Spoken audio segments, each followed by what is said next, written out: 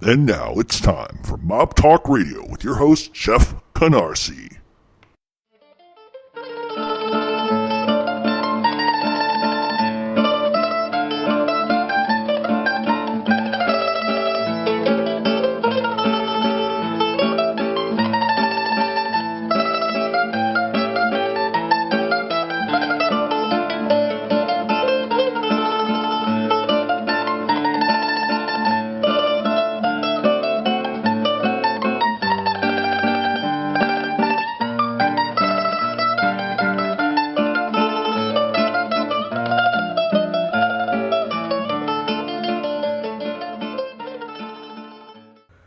Welcome to Mob Talk Radio. I am your host, Jeff Canarsie. Big topic today, Russel Bufalino. If you don't know who Russel Bufalino is, obviously there's a couple of books out there that you can get. One is called The Quiet Dawn, and that's probably the most accurate book. But a lot of people do not know how powerful Russel Bufalino truly was. He was the Quiet Dawn for a reason. He spoke softly, but believe me, he was the last guy in the world in that life that you wanted to mess with. And I want to preface this show by saying that his life was so big and he was attached to so many historical events that I don't have time to go through like small little details from his youth and stuff like that. So we're going to cover it from the aspect of we're going to hit a lot of the major plot points. And I know there's a lot of people out there that are going to ask me, well, is Frank Sheeran going to be involved in this radio show? And he is. And I wanted to just kind of open the show before we take our first break and come back and talk a little bit about The Irishman. The Irishman was a book written by Charles Brandt. It's called I Heard You Paint Houses, which was a euphemism for I Heard You Kill People.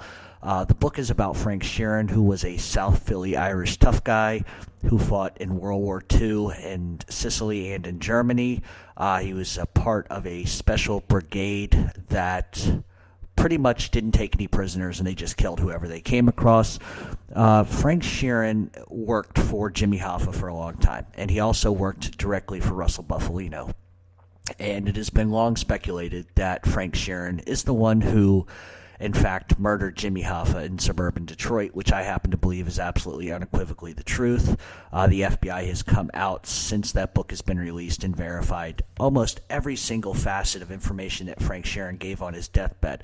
So we're going to get a little bit into Frank Sheeran today as well. We'll talk a little bit about Jimmy Hoffa, obviously Fidel Castro, because there's a lot of things tied up into this show. But in case you're wondering about this book, To Kill an Irishman, or I Heard You Paint Houses. There's two different titles it works off of. There is a movie that will be coming out to Netflix. It's going to have a limited theatrical release, but the book was bought and the production was bought by essentially Martin Scorsese and Robert De Niro. Netflix paid $105 million for the rights to the film. Joe Pesci is going to play Russel Bufalino. Al Pacino is going to play Jimmy Hoffa. Robert De Niro is going to play Frank Sheeran. Harvey Keitel is going to play mob boss from Philadelphia, Angelo Bruno. Bobby Cannavale is going to play Joey Gallo.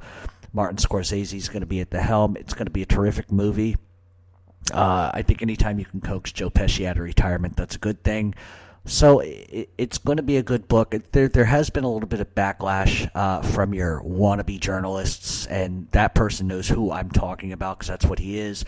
He came out recently saying that I Heard You Paint Houses was fiction. It wasn't true. But, you know, kind of the problem is, as a result, Frank Sheeran, first of all, was on the FBI's. They had a list of 9 guys. It was called the Hoffa Telex.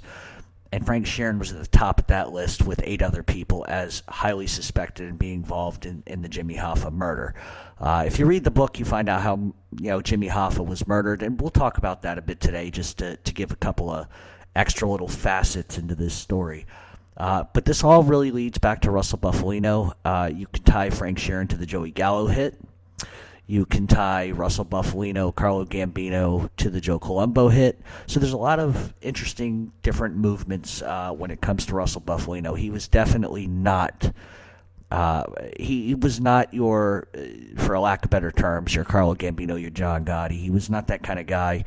However, he carried as much power as the commission as anybody did. And in fact, at one point in his illustrious career, if we can call it that, he had territories in Ohio, New Jersey, New York, upstate New York, Florida.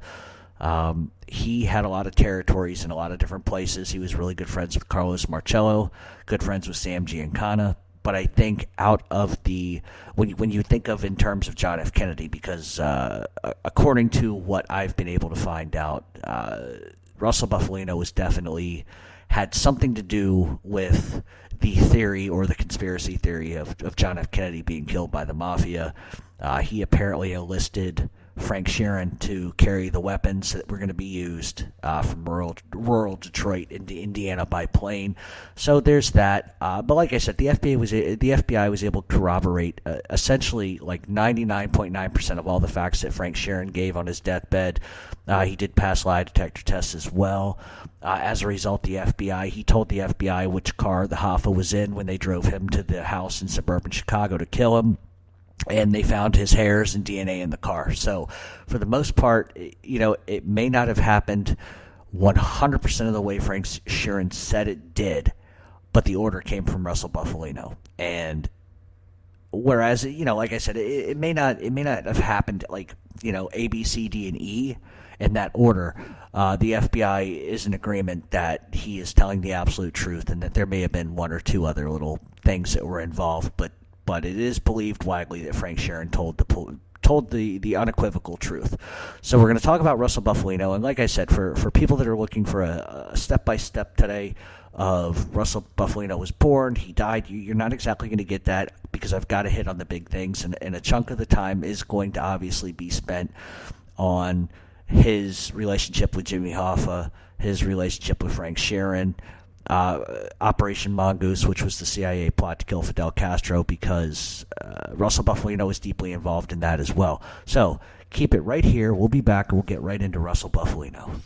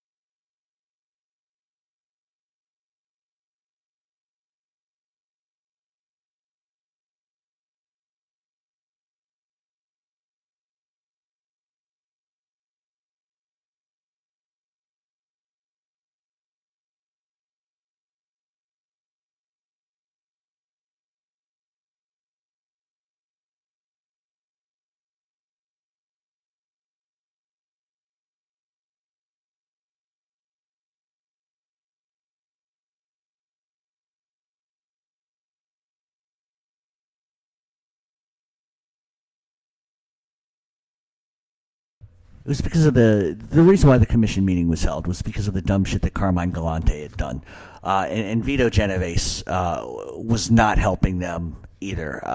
Obviously, Galante had inroads to the heroin thing and the drugs, and the meeting was basically to kind of handle what they were going to do as far as drugs, and the meeting was also meant to figure out what was going on with Vito Genovese.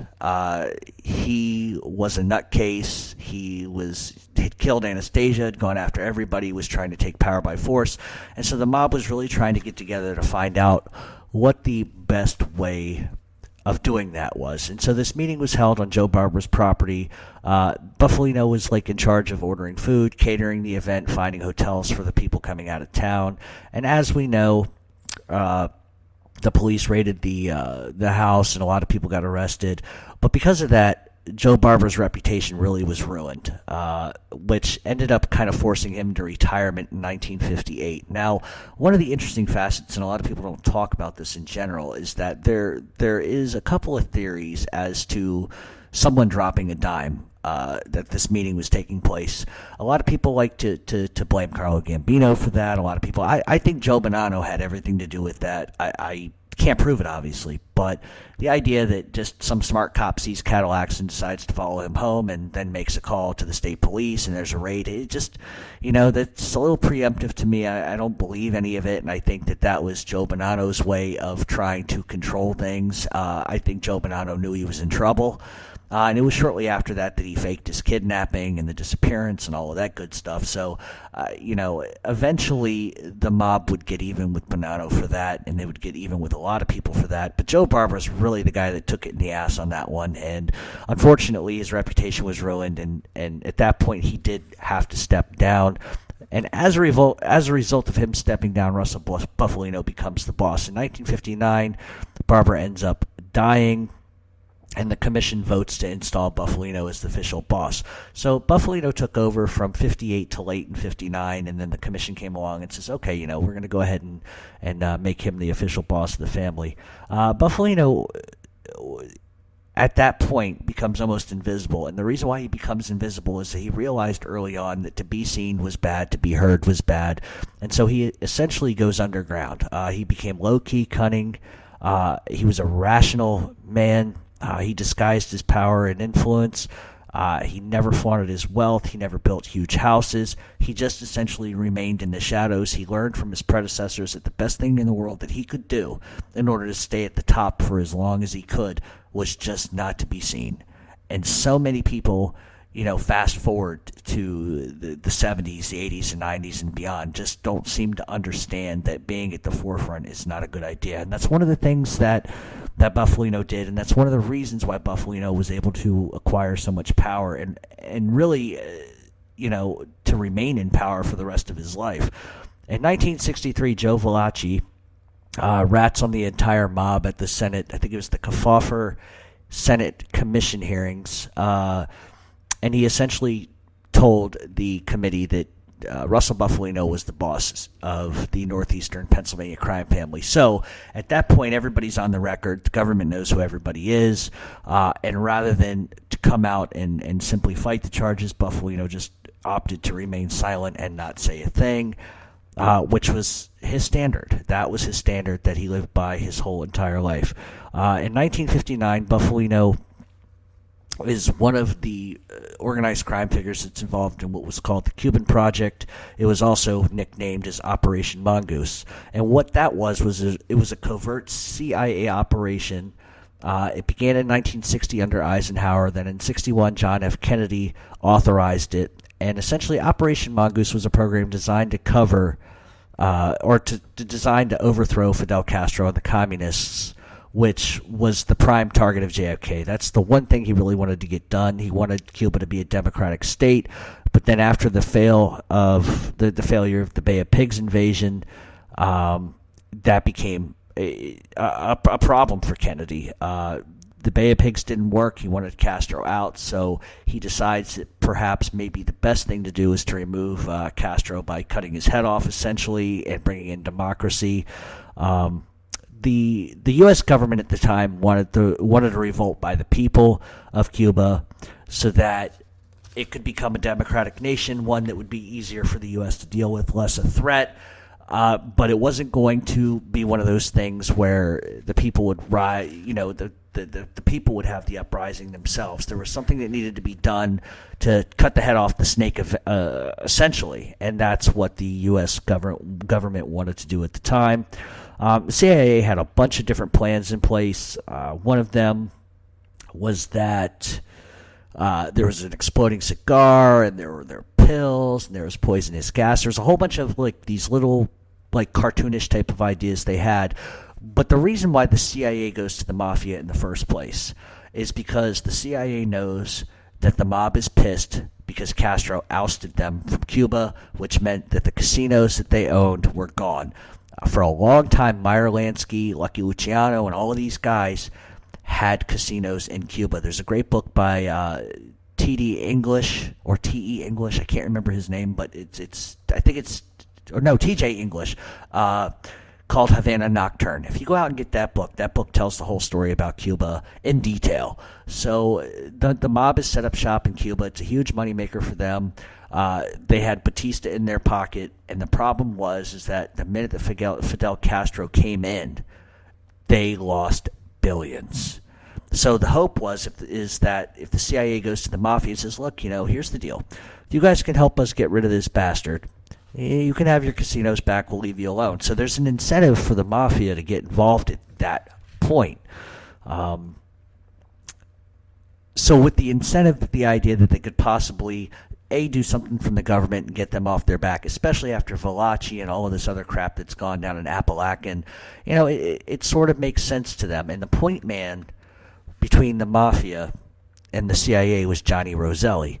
Now, if you don't know who Johnny Roselli is, I'm not going to get into a whole biographical sort of storyline on him. He was a Chicago gangster that had a lot to do with Jimmy Hoffa, Sam Giancana, JFK. He was sort of the point of reference between the government and the mob. Eventually, Johnny Roselli would be found at the bottom of Biscayne Bay in 1975 in an oil drum, dismembered. There's lots of rumors as to why that happened. But what I can tell you for certain is that Johnny Roselli knew way too much about too many things, and the mob wasn't going to risk anything, so he had to go Pier 6 in an oil drum down to the bottom of the ocean. So, anyhow, moving right along, Russel Bufalino gets involved, and the reason why Russel Bufalino gets involved is because the area in Florida that the CIA was sort of running these ideas through was called Apalachin, Florida. And that's where the CIA was sort of running tests, and that was sort of the meeting ground. Johnny Roselli was down in Florida, so immediately, because that's Bufalino's territory, he gets involved. And sort of what Johnny Roselli begins to do is he begins to hire Cubans from Florida to go into Cuba to assassinate Castro. And like I said earlier, he had to go through Bufalino because it was Bufalino's territory, and Bufalino was obviously the stronger of the two. The CIA wanted the mob to get outside sources. They didn't want to hire necessarily a Cuban hitman from inside Cuba. They wanted people to come from outside Cuba to go in. But however, there was named Rolando Cubela Zacates, who was essentially given a ballpoint pen, which at the end of it had a hypodermic needle dipped in cyanide, and the plan was to send him over there and have him jab Castro. That obviously never worked. Like I said, they had the exploding cigar. That didn't work. The CIA even gave Roselli suicide pills, which were effectively crushed cyanide. He would crush the cyanide up. They figured they could sneak it in his food. They could sneak it in his drink. They could have a maid sneak it in. None of these things seemed to work, and they ended up trying multiple times to kill Castro, and it just didn't work. There were at least 8 plots to kill Castro that the CIA has acknowledged, but nothing seemed to work. Then on November 22nd, 1963, John F. Kennedy is killed. And the reason why I'm bringing this up is because there is a conspiracy theory out there that the mob had something to do with Kennedy being assassinated. I happen to believe that. I'm not going to get into conspiracy theories. That's not what this show is about. However, I'm just going to make a couple of subtle points, and you can look into it for yourself. I've never believed for a second that Lee Harvey Oswald was a lone gunman. There's just too many things that point to a different sort of narrative. I wouldn't say necessarily that the mob was fully responsible. I think there's collusion on a lot of behalfs on that. But you know what? Kennedy, for all intents and purpose here, was a civil rights activist. The government didn't like that. The government didn't like the result of the Bay of Pigs invasion. The government didn't like the fact that he failed to kill Castro. And if you go back in history, and I've talked about this in length before, and maybe I'll do a whole show about it, but here's a little timeline for you. The father, Joe Kennedy, was a huge bootlegger and a drug dealer. He had mob ties his whole entire life. That's where the Kennedy wealth came from. Don't get it twisted, okay? Joe Kennedy knew Frank Costello and all of the heads of the five families. He knew that his son could never get elected in southern swing states because he was Catholic, okay? Hate to say it any other way, but that's just the way it was in those days. So places like West Virginia, South Carolina, Mississippi, very, very deep-rooted sort of Baptist type of states would never vote Kennedy in, and Joe Kennedy knew it. And what Joe Kennedy did was he went to Frank Sinatra, and he goes to Sinatra and he says, look, we really need a favor here. We not only need you to stump for my son, but we need help from your friends. Now, why Joe Kennedy didn't go directly to Giancana and some of these other guys himself remains to be seen, but I would speculate that it was easier to go through Sinatra at the time, sort of as a middleman. And Sinatra ends up going to Giancana and says, here's the deal. If we can get this guy elected, he's going to leave us alone. He's going to leave you guys alone. We can all just live a happy life. And Giancana goes with it. And what Giancana ends up doing is rigging votes, and there is proof of that. So for anybody that's going to come back to me and say that's not true, he won fair and square is a lie. He didn't. They rigged votes. Dead people voted in that. But anyway, Kennedy gets elected, and the mob is happy. They got their guy in office.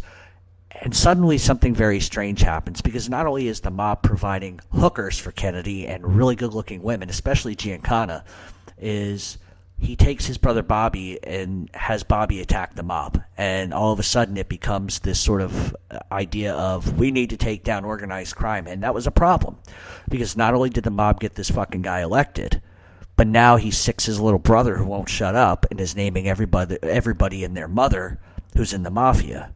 So the mob is really, really angry because they did the hard work. They got the guy elected, and now all of a sudden he wants to turn on him. And that was really, at the end of the day, what got him killed right there. However, there are other things that are involved in it from government aspects and stuff like that. But the other interesting facet is that he allowed Bobby Kennedy to deport, illegally, mind you, at the time, Carlos Marcello. They kidnapped him in the middle of the night and dropped him in a swamp in Guatemala. And Marcello, irate, eventually finds a way to get back into the country, et cetera, and vows that at some point, it doesn't matter what it takes, he is going to kill the entire Kennedy family. And so you have that sort of subplot at the same time going on. So you have, they get him elected, he turns on them, he kidnaps Carlos Marcello, throws him out of the country, says all kinds of horrible things about him, publicly anyway. And so you sort of have a problem there. So there's a lot of different features that kind of go into, I guess you could call it a conspiracy theory, but there's a lot of different assets that go into this and facets to the story. But that was a big problem. When you help somebody attain something and then they turn their backs and try to destroy you, that becomes an issue. Then they went after Jimmy Hoffa. That created an issue. So this is why I'm effectively including John F. Kennedy in this. And the other reason why I am too is because Frank Sheeran went on record to say that he was asked by Russel Bufalino to acquire some carbine firearms, which is exactly the one that Lee Harvey Oswald did use. And they got the guns from an outside source, military grade, and they ended up flying the weapons to Dallas. When Frank Sheeran was asked about it, he admitted to his role in making sure that the guns were acquired, making sure that the guns arrived in Dallas on a couple of days prior to the Kennedy assassination. So chalk that up to what you want. We're not here really to discuss that, but if that's a popular sort of topic and people want to hear that, then absolutely let me know. But sort of kind of moving along away from the Kennedy assassination, and the reason why I think there's another parallel here is because Russel Bufalino would have been tied to that with Carlos Marcello and Sam Giancana. That would have been the three guys who made that call, because at the time Bufalino, I personally believe, was stronger than anybody else in the mob, at least from the East Coast aspect of that. So as we move past the Kennedy assassination, we sort of have to kind of bring in Frank Sheeran a little bit, because once you start moving to the 60s and the 70s is when some interesting stuff is going to happen. How Bufalino meets Sheeran is quite interesting. Actually, Sheeran at the time was out of the military, done with his service, and he was driving, he was long-distance truck hauling in upstate New York, and he pulled over to a gas station / drapery store that was owned by Bufalino, and he was having problems with his truck and couldn't figure it out, and he spoke full Italian after serving in Sicily for years.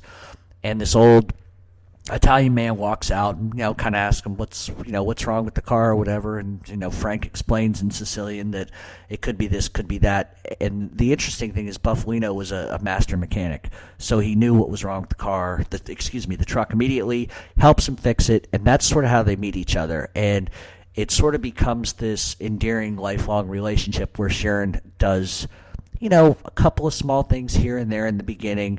Bufalino ends up lending him out to Angelo Bruno in Philly, and some other things sort of progress, and he ends up actually becoming Bufalino's confidant and hitman. He was the highest ranked associate in the mob ever.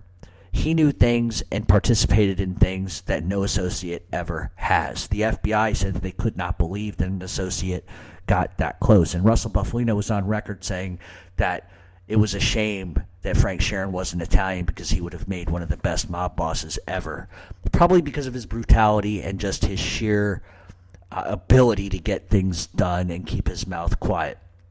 So now that we know that Sheeran is sort of involved with Bufalino, through the 60s and 70s, Bufalino's power and wealth begins to grow. He maintained control of gambling, loan sharking, labor racketeering, and much of the family's money and power came from coal mining and the trucking union locals. And he ended up taking over the majority of industry in central Pennsylvania and northeastern Pennsylvania. So whereas typical mob bosses take over like labor unions, not only did Bufalino take over labor unions, he took over industries, steel industry, coal industry, tobacco industry. He began to take over everything, and then some. And obviously with Frank Sheeran at his behest, he now has an outlet that can get close to other people. And so I want to talk about Joey Gallo for a second before we take a break and come back. Because it was, and granted the time period here is a little different than what we're just talking about now. But this is an important point. Joey Gallo was killed for a lot of reasons. One of the reasons was, and mob writers typically try to say this, that he wanted to create the sixth mafia family. That's bullshit. I don't buy that. I've never bought that. That's not what Joey Gallo wanted. Joey Gallo wanted power. He wanted what he felt he was owed. But the idea that he wanted to start his own family, that wasn't the case. What aggravated the mob to begin with was that he was a loose cannon. He really hated Joe Colombo. Him and Joe Colombo never got along, never liked each other. When Joey got out of prison, he went to Joe and said, listen, let me run my old territories. And Colombo just absolutely just spit in his face and said, you're a nobody, you're nothing, whatever. It was at that point that Joey Gallo said, well, Joe Colombo's got to die.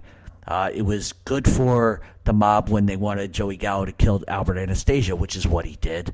But what Joey was doing that was different at the time was he was recruiting African-American drug dealers. His theory was, and it always was, it shouldn't matter the color of your skin, creed, or whatever. If you're a thug and a gangster, you're a gangster, and that's all there is to it. So when he was in prison, he began to recruit a lot of the African-American drug dealers, and when he got out, he sort of began organizing and And so I can understand the parallel that authors try to draw, that he was trying to start a sixth mob family, but that's really not what he was doing. He essentially wanted Colombo out, and he wanted to take over the Colombo crime family. And some may say that he was justified in that. That's up to you to decide. I think he would have been at the time, but what ends up happening is that Joe Colombo ends up opening his mouth, and he starts the Italian Civil Rights League and starts preaching on his soapbox, and the mob doesn't like it. They don't like it one bit. They repeatedly asked him to stop. He has the big event in Columbus Square in New York where he gets shot. Now, a lot of people have said that was a lone guy that was pissed off at him, whatever. But the truth of the matter is that hit was ordered, and the main benefactor behind that was Carlo Gambino. He wanted Joe Colombo dead. He warned him repeatedly to shut his mouth. They didn't want the heat. It was bad enough that Apalachin had happened. It was bad enough that Jimmy Hoffa was beginning to start his mouth running. The mob wanted things silent, so they did what they had to do. And the guy that they tasked to shoot at Joe Colombo was Joey Gallo. And so, of course, once Colombo's gone, Joey Gallo assumes that he's going to take over the family. But the mob at that point had decided that Joey Gallo had to go too. He was too much trouble. He was getting involved in too much. He was hanging out with Hollywood socialites and actors and actresses. He was very visible, very vocal, and he had to go too. And the call came in, and Russel Bufalino called Frank Sheeran and said, "Hey, pal, I need you to do something." And essentially what Frank Sheeran did was he followed Joey Gallo. He walked into Umberto's clam house, and he put two in his head and then two in his back as he was trying to run out the door. There actually have been witnesses that have come forward in the last, I think, 15 years that verified that Frank Sheeran was the shooter. Former NYPD detective and FBI schmuck Joe Coffey. I've never liked that guy, but he put out false statements in the newspaper when this happened that he thought it involved 3 or 4 guys, because he knew that somewhere down the line someone would come forward and they would completely tell a different story, and if that story matched what he knew had really happened, then he knew he had the guy that did it, and he knew he was getting credible information. But even prior to him dying, I believe he died just a few months ago, he always thought Frank Sheeran was behind it. And the story that Sheeran told was that, he was ordered to kill Joey Gallo. He needed to go, and Frank could get close to him because Frank didn't look Italian. He was an outsider, and he could get close to people, and he did it by himself. There wasn't 3, 4, or 5 guys involved. It was him, and he essentially walked up to the table, shot him twice at point-blank range. Joey Gallo got up, ran out the front door, and Frank put 2 more in his back, and he died on the street, and Frank casually walked down the block, got in the car, and left.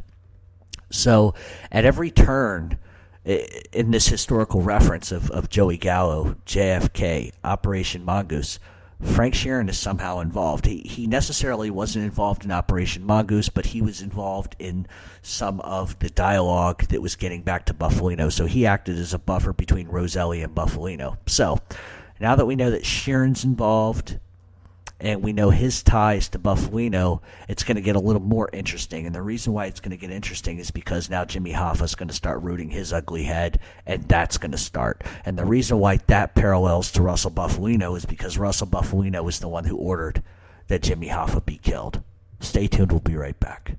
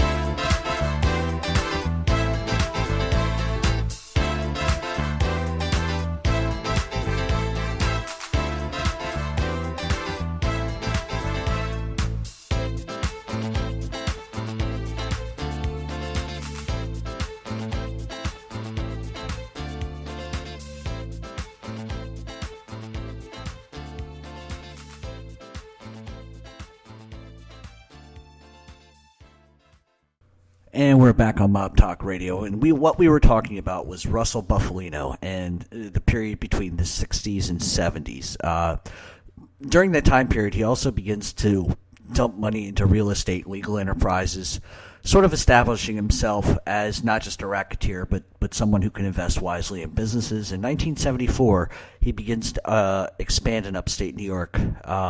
When Stefano Magaddino died, the family was divided and the power was sort of diminished. And so what Bufalino does, he begins to send some members to upstate New York, and he begins to set up gambling operations, and he begins to take over a lot of construction rackets. So what he's doing is he's expanding his power base, effectively making him more wealthy, obviously, and making himself more powerful. In the late 70s, Russel Bufalino was actually, believe it or not, appointed as the interim boss of the Genovese crime family by the commission. So not only did he own his own crime family, not only did he sit on the commission effectively, but he also watched over the Genovese crime family. And he wasn't, when I say boss, I don't mean he was the leader of that family. He was the one who made the decisions and said it was okay if the Genoveses did this or the Genoveses did that. It was designed because the commission trusted him and they knew that he would make the right decisions for that family. In 1975, Jimmy Hoffa disappears. The reason why this is somewhat, obviously it's a historical event, but we need to understand why Jimmy Hoffa was killed to begin with. And it sort of goes back in time. And Jimmy Hoffa came to power essentially because of the mob, mainly Tony Provenzano and Russel Bufalino. Jimmy Hoffa and Russel Bufalino were very tight. They allowed Jimmy Hoffa to operate. They allowed Jimmy Hoffa to do what he did. And this really kind of goes to Vegas and what Jimmy Hoffa was able to do with the Teamsters Pension Fund, to give out loans to the mob, to open up casinos using pension funds. And so that's really the tie that Hoffa had with the mob as far as the reason for everything was Las Vegas. The problem with Jimmy Hoffa, however, was that Jimmy Hoffa was reckless. Jimmy Hoffa had a mouth. Jimmy Hoffa upset a lot of people. And what ends up happening is, obviously, Jimmy Hoffa goes to prison. And the mob gives Jimmy Hoffa $500,000 to give to Nixon to bribe him to basically commute his sentence, which is what Richard Nixon does, with the understanding that when Hoffa gets out, he will keep his mouth shut and just play with his grandchildren and just stay out of the limelight. But that's not what Jimmy Hoffa does. While Jimmy Hoffa was in prison, Frank Fitzsimmons was the guy that the mob put in charge of the Teamsters Union. He was much more easy to manipulate than Hoffa. He did exactly what the mafia told him to do. It didn't sort of bat an eye. He also gave out tons of money from the Teamsters Union to the mob to help expand into Atlantic City and to keep Vegas going. And so the mob sort of, in Frank Fitzsimmons, had sort of a go-to guy. He wouldn't say no. He would do what they wanted. And so when Jimmy Hoffa gets out, he's angry and he wants to run as the Teamsters president again against what the mob wanted. They wanted him just to stay quiet, stay retired, and just to sort of go away. And one of the things that Hoffa ends up doing, obviously, is running for the presidency anyway. And then he starts to make idle threats to the mob. And one of the threats that he makes is, I know who you guys are. I know what you've done. All I've got to do is open up my mouth and your world is over with. Well, for the mob, that was a little bit too much. And they were done dealing with him. I don't think at the end of the day that Jimmy Hoffa ever would have been an informant. I don't think that's the route he would have went. I think that's the leverage that he thought he could use. But that was a big problem. The other problem that Jimmy Hoffa had was with Tony Provenzano, a gangster out of Chicago. And the big deal between them is that Tony Provenzano effectively ran unions for Jimmy Hoffa at the behest of the Chicago mob and the behest of Russel Bufalino. And Jimmy Hoffa had problems with him as well. Tony Provenzano wanted him dead for years. So Jimmy knew he had problems, and it all kind of culminated into the fact that he ran for the ILA presidency again. It was going to cause major problems for the mob. They had done him enough favors, and it also didn't help that he continued to spout his mouth off about John F. Kennedy.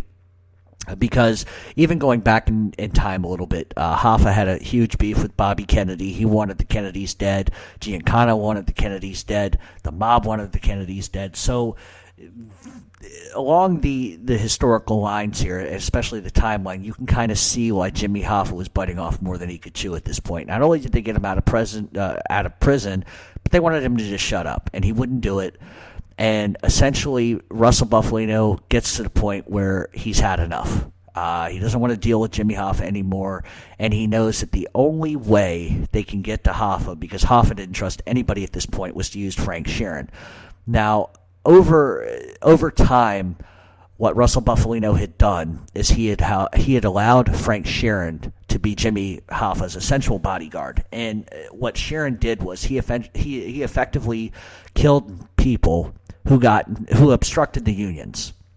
So not only did he watch Jimmy Hoffa's back, but he was Jimmy Hoffa's go-to guy for whenever he needed somebody dispatched or killed or to disappear or whatever you want to call it. Frank Sheeran was the guy. Frank Sheeran and Hoffa had become very, very close friends. In fact, so much so that Hoffa had given Frank Sheeran his own union in Delaware. So that ought to explain how tight they were. But Bufalino knew that the only way to get close to Hoffa was through Sheeran. Because Hoffa at the time didn't trust anybody. He knew he had problems with the mob. He knew he had problems with the government. They knew he had problems with Tony Provenzano. And so effectively, Bufalino goes to Sheeran and says, listen, the guy's done. We need you to take care of this. And I think Frank knew that if he didn't, he would be the next to go. And Frank Sheeran is often quoted in saying a couple of different things, which I think are really unique. One of the things he said was, when in doubt, or if you're ever in doubt, make sure you have no doubts. And that effectively is saying, if you doubt or you have doubts about someone that you're involved with, it's better that they're dead. That way you don't have those doubts anymore. And one of the other questions that was asked of him is in regards to the Hoffa murder is, why were there so many people involved in the Hoffa murder? There were believed to be 9. And he said, when you have that many amount of people, only one person knows one aspect of the job. The second person only knows the second aspect of the job. It makes it much harder for someone to remember something or to tell on someone. So essentially what Bufalino does is he gives the order. Frank Sheeran calls Jimmy Hoffa and says, because he knew Jimmy Hoffa wanted to sort of end whatever problem there was between him and Tony Provenzano. It was good for business if everybody could just get along. And I think Hoffa realized he was in trouble, and maybe that if there was an olive branch or there was some sort of forgiveness, that maybe they could go back to business as usual. So what was set up was Jimmy Hoffa was supposed to meet with Tony Provenzano at the Mongoose Red Fox Lounge in suburban Detroit, and he wanted Frank Sheeran there because he trusted Sheeran. He knew Sheeran had his back, and he figured with Sheeran there nothing bad would happen, but boy was he wrong. And so what happens is Jimmy Hoffa spends the afternoon in his car waiting for Tony Provenzano to show up. He never does. So according to the FBI, he makes a telephone call mid-afternoon to his wife asking if anybody has called him. Are there any messages? Because he's expecting somebody to call and say, hey, we can't show up or whatever.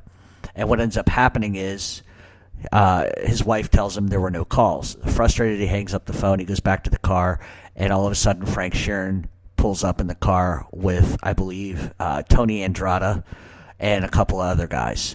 And Jimmy Hoffa's irate. He's confused. He doesn't know what's going on. And Frank Sheeran explains, listen, Russell wants to be in on this meeting. Therefore, we're going to go meet at a house, because he knew Russell was never going to come to a restaurant to meet. And for Jimmy, that sort of was a sign that everything was going to be okay, because him and Russell had had a very good relationship throughout their life together. And so maybe this was a positive thing. And what ends up happening is they drive to a suburban house a couple of miles away from the diner. And Jimmy, being the archetype of he always is the leader, wants to walk in the house first. And so Frank lets him walk in ahead of him. He opens up the front door, takes a couple steps in, and realizes that there's nobody in the house. He immediately knows what's going on. And as Frank Sheeran tells the story, he put 2 in the back of Jimmy Hoffa's head. He simply shoots him twice. Hoffa drops to the floor. Frank walks out, gets in the car, and leaves. There was a cleanup crew in the house, which is long to be believed it was the Andrada brothers. that were the cleanup crew, and they simply picked his body up, drove him to a mortuary 2 blocks away from the house, and his body was incinerated. Cremated, for a lack of better terms. And that is the story of what happened to Jimmy Hoffa. That's why you're never going to find Jimmy Hoffa's body. That's why when the FBI goes out to these fields and begins to dig up farmland, I laugh. I believe Frank Sheeran's story. I think he's being honest and accurate. I think that Jimmy Hoffa, for all the things that Jimmy Hoffa was, he had reached his pinnacle. You can only do so many things and be out in the limelight. It's believe it or not, if we go back in history, and I'm not going to pick specific people, but the ones that speak out the most, your Joe Columbos, the ones that want to do TV, the ones that want to be on every newscast, what happens to them? They either put a target on their head or they're killed. I mean, that's just the way it works. Jimmy Hoffa should have known better, but he didn't. And even moving forward to like Sam Giancana, he wouldn't shut up. Sam Giancana would not shut his fucking mouth for any reason. And the New York mob got tired of it, and so Sam Giancana gets killed. And also Giancana was attached to many of these events that we're talking about as well, but this show isn't about Giancana, it's about Bufalino. So the amount of power that Bufalino had to be able to take out the people that he did, it says something about his character, and not many mob authors and not many TV shows ever talk about Russel Bufalino, and I don't think it's because, I think it's one, because people don't know who he was, but I think two, he was so quiet and so deadly at the same time. He's not a flash guy. He's not, the Carlo Gambino, he's not the John Gotti, he's not the Joey Merlino, he's not of the same mold. He was a sit at home kind of guy, do what he needed to do, and just sort of make the decisions that he needed to make. And so that's why Jimmy Hoffa was killed. He became reckless. He became a liability. He knew too much. And when you know too much in that life, this is sort of kind of what happens. So Frank Sheeran ends up killing Jimmy Hoffa, and business moves on as usual. In 1977, Russel Bufalino gets indicted on extortion charges. And more or less what happened was he threatened a guy who owed him $25,000, which had to do with a diamond fencing operation. The guy who owed Bufalino the money was under law enforcement surveillance and decided to testify rather than go to jail. As a result, Bufalino names Eddie Sciandra the acting boss and removes himself from day-to-day operations. He knew he was likely to probably go to jail, and he thought it was best if he had somebody else installed as boss in case that happened. He was just thinking about the longevity of the family. In August of 1978, Bufalino was convicted and sentenced to 4 years in prison, but he continued to run the family from prison. After Bufalino gets out of prison, he wants revenge on the guy who effectively testified against him in court. And he ends up finding out where the guy is living. And so he goes to Jimmy the Weasel Fradiano, who you should know by now is one of the biggest rats in existence. Bufalino goes to him and says, listen, I know where this guy lives. This guy ratted me out. I want him killed. So what Fradiano does is he continues to just sort of, he begins to just kind of lie to Bufalino, saying, oh, I can't find him, I missed him here, I missed him there, and gets so paranoid and scared he ends up testifying against Russel Bufalino in court, who ends up getting 10 years in prison. And with Bufalino in prison, and all the indictments that are sort of starting to begin to come down, Russel Bufalino's crime family essentially begins to crumble, and they're having problems. And so eventually, at that point in time, Bufalino ends up making Billy D'Elia the boss of the family. He steps aside, still remains sort of a consigliere type of guy, but he really, really stayed in the shadows the rest of his life, and then he ends up dying at age 90. And so what you essentially see is sort of the same storyline, and it's very interesting because if you look at mob films, for an example, mob films always have the same sort of storyline. The Godfather, not necessarily, because the reality of it is it's death or prison. And I think with The Godfather, Don Corleone dying, on his own in a orange, his garden with the oranges and the grapes and all of that kind of stuff. That's not the reality.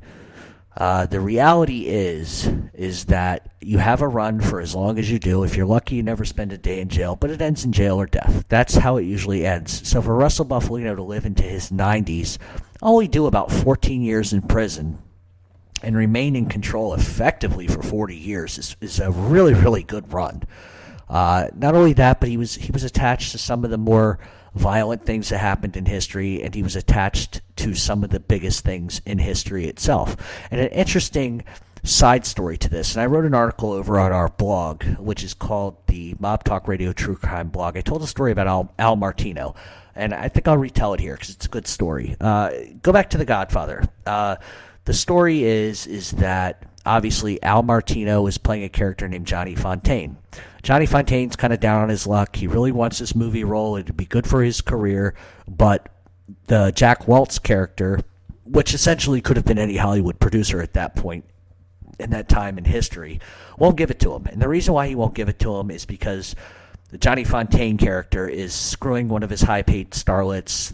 Waltz obviously was having an affair with this starlet, and she meets Johnny Fontaine, and she falls in love with him, and then she's never the same, and it's a petty jealousy issue. And so Tom Hagen flies out to speak to Waltz and says, listen, I represent a client. It would be a personal favor to him, yada, yada, yada. And Waltz, fuck you. Absolutely not. He's a scumbag. I won't have anything to do with him. And Waltz makes this very interesting statement. He goes, I ain't no band leader. Yeah, I heard that story. And what he's talking about is essentially a very, very true story in the fact that Frank Sinatra had a contract with Tommy Dorsey, and Dorsey knew that Sinatra was going to be a huge star. So Sinatra signs a very lopsided sort of deal with Dorsey that if he were to leave the band, Dorsey gets like 70% of anything that he gets after the fact. Dean Martin had a very, very similar contract issue, but Dean Martin sort of handled it a different way. Sinatra got so irate that he couldn't get out of this contract that he went to the Fischetti brothers, who were also his cousins, to help him get out of this contract. And the mob sent a meathead who put a gun to Tommy Dorsey's head and said, Sinatra's done with this contract. That's the end of it. Dorsey lets him go. And Dorsey and Sinatra would go on years later to make some terrific records, especially in the late 60s, like 64, 65, 66, and 67. Him and Tommy Dorsey had some fantastic records. So they sort of let that go. But that was the basis for the Johnny Fontaine character in The Godfather. But here's something that a lot of people don't know that happened on the set. Francis Ford Coppola, when he was casting, hired Al Martino to play the character. They signed it. Everything was good. Al Martino actually dumped $50,000 of his own money into the production as a good faith thing. You know, he really wanted the role and he wanted to help the production. At some point, Francis Ford Coppola decides he doesn't want Martino, so he fires him, but then refuses to give back the $50,000, which infuriates Al Martino. So Al Martino goes to Russel Bufalino, who he knew very, very well. Russel Bufalino was actually his godfather, and he went to Russell and explained the situation. And Russell said, you know what, Al, don't worry. Not only are you going to get the role, but I'll make sure you get your $50,000 on top of it as well. Plus, you'll get a good bonus, okay? So don't you worry. So a couple weeks later, he gets a call from Paramount Studios saying, you got the role, you got the job, blah, blah, blah, everything's great.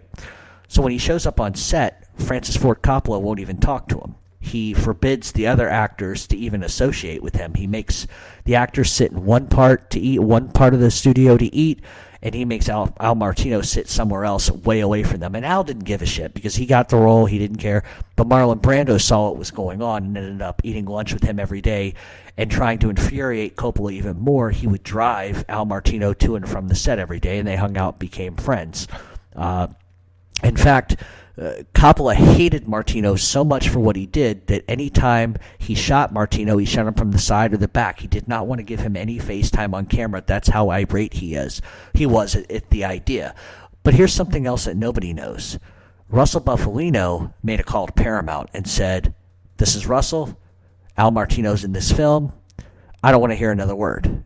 And Paramount goes with it because of the power that Bufalino had. So Coppola was told what to do essentially by Bufalino. Not only that, but the screenplay, which went several treatments in, had to be okayed by Bufalino. Not Carlo Gambino, not Vincent Gigante, not Costello, not Anastasia, none of those guys. It had to be okayed by Russel Bufalino. He's the one that said what was okay for it, what was okay to be in that screenplay.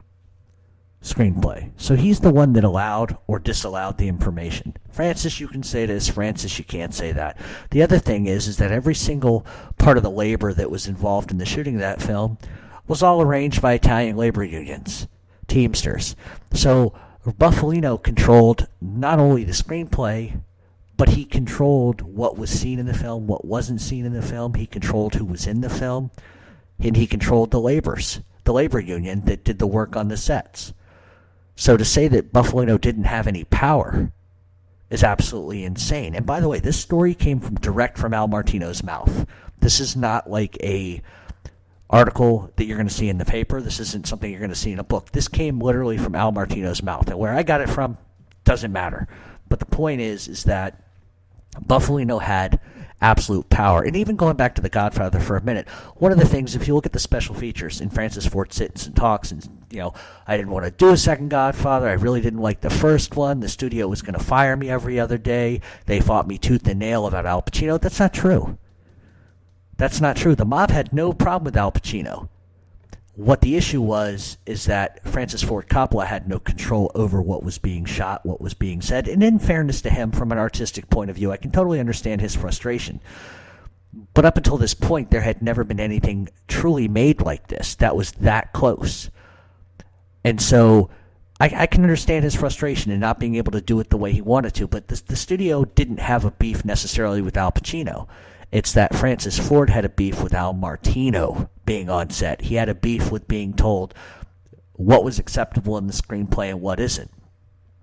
And so for years, there's been an argument amongst mob authors, mob genre, talk show hosts, guys like me and other guys of, the Godfather in terms of like pageantry and royalty, it's pretty good.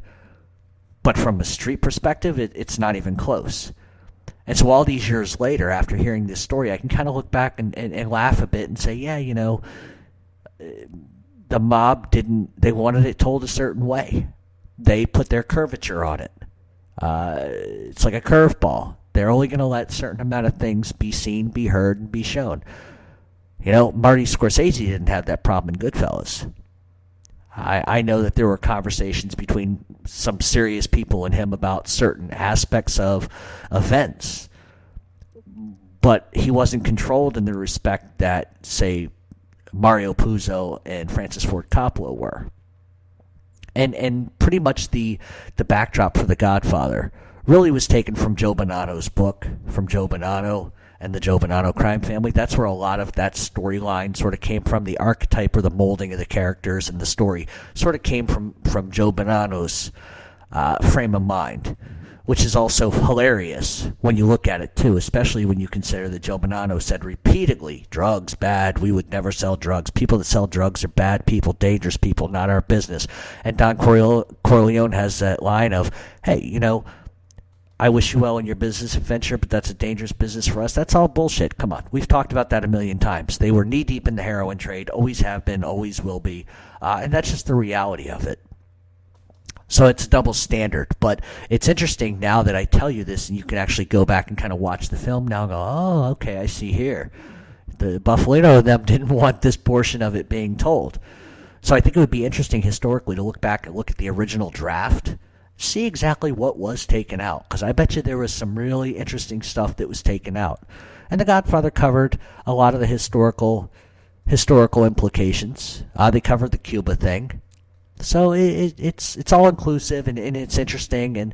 And what the Martino story does for me, it just reaffirms to me that the golden age of Cosa Nostra, or the golden age of organized crime, is really something, if I could use a different word, I would, but it's special. Looking back on that time period is so special. The things that are nostalgic for me and historical are so important as far as that goes. Today, it's a lot different. Obviously, we go the 80s, 90s, even the 70s compared to the 40s to the 60s was a completely different time period. But that's Russel Bufalino.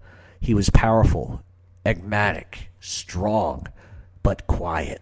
He did things the way he needed to do them. He was, like they always call Angelo Bruno the docile Don because he wouldn't kill anybody.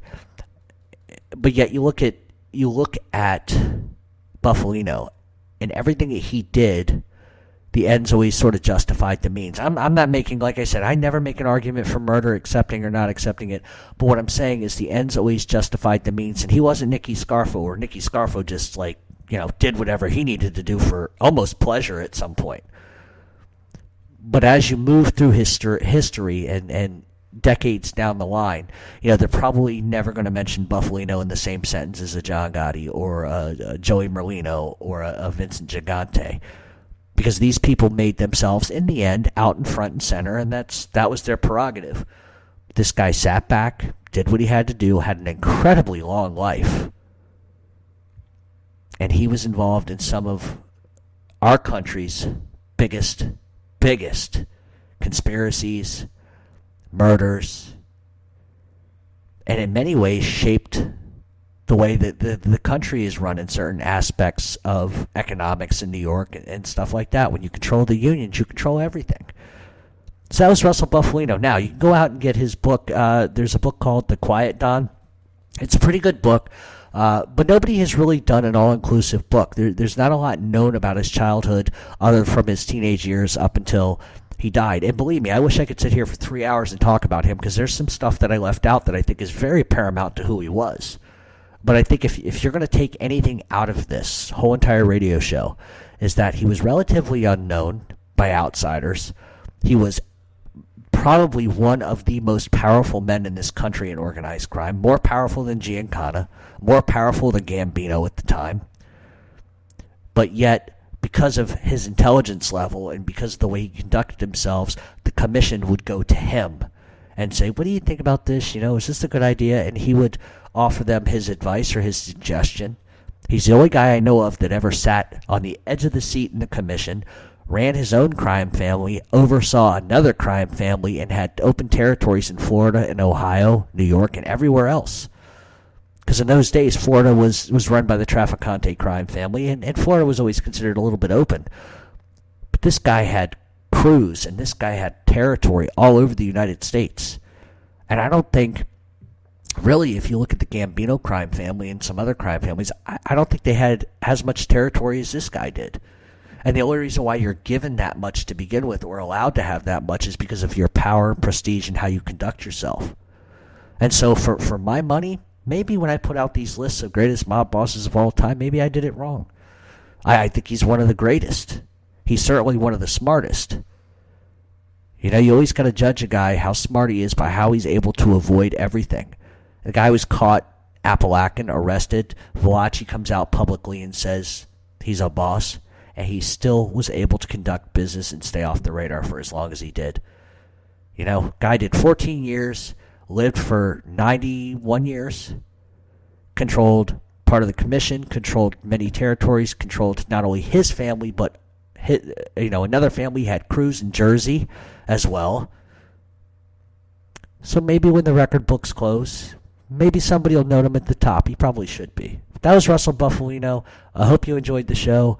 Next week, we're going to come back with some really interesting stuff. I like going the historical route because a lot of people are clamoring for, Greg Scarpa and some of these other guys. But I like to do a lot of historical stuff. So once again, if you guys have any threats, any suggestions, any comments, you can reach us at Real Mob Talk 7 on Twitter. Go on Facebook at Mob Talk Radio, or my subgroup page, which is also run by my buddy Scott, True Crime page.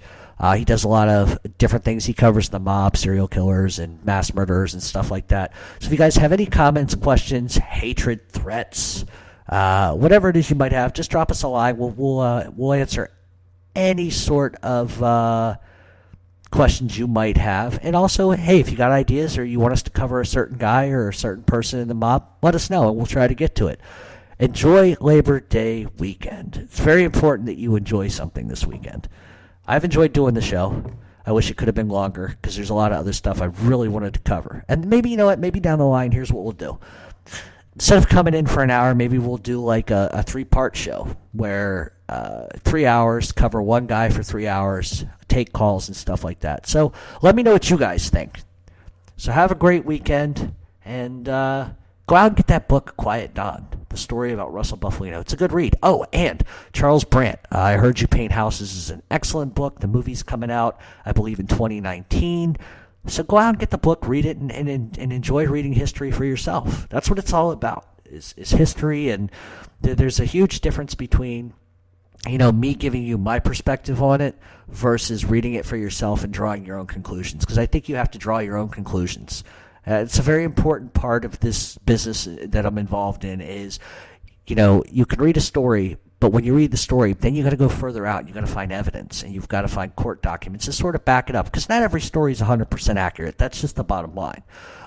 But on Mob Talk, that's what I strive to do. Bring you the real stuff, the real deal. And I'm never going to make stuff up, and I'm never going to give you an excuse. I'm going to tell you what I think from a street perspective. And that's what this show is all about. So thanks for tuning in, and we'll catch everybody next week. Have a great Labor Day weekend.